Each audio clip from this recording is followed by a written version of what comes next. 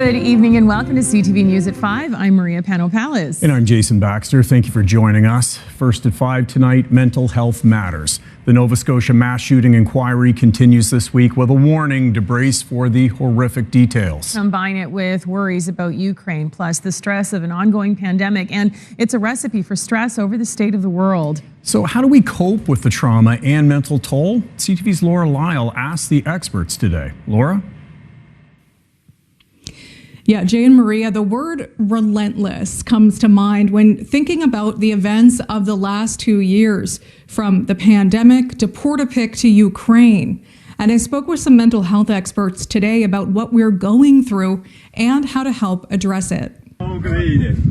Across the Atlantic, war has been waged against Ukraine as the country fights off the Russian invasion with the eyes of the world watching. Here at home, meantime, the inquiry into the Nova Scotia shooting is underway, with a stark warning that some information could be disturbing. All of this unfolding, of course, amid the backdrop of the COVID-19 pandemic, which has now nearly stretched into its second year.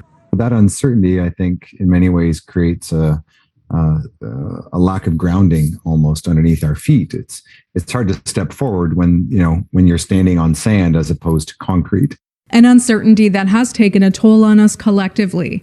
According to a national survey from the Canadian Mental Health Association, 64% of respondents are stressed about COVID and its variants. 37% say their mental health has declined. 38% report feeling anxious, and 26% feel angry.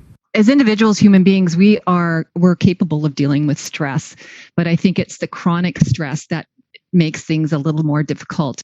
As for how to deal with that chronic stress from what's happening both abroad and locally, psychologist Simon Sherry says realistic thinking is important. You can think catastrophically. You can overestimate the negatives in a time and a place like this.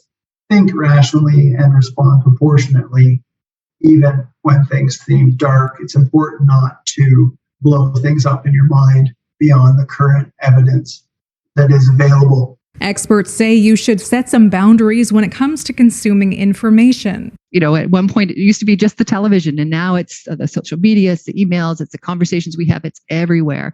And so that's a lot for us to process. And so it's by limiting it, it allows us to kind of process it in a more natural way. And as well, focus on the things that help to keep us grounded. If we, are very intentional about almost planning our days and our weeks around those people, places, things, and activities that can ground us, right? Then some of the crappy impact that these realities in our world naturally have on us, they're mitigated.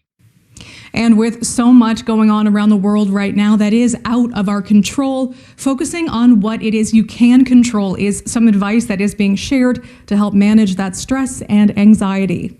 Jay, Maria.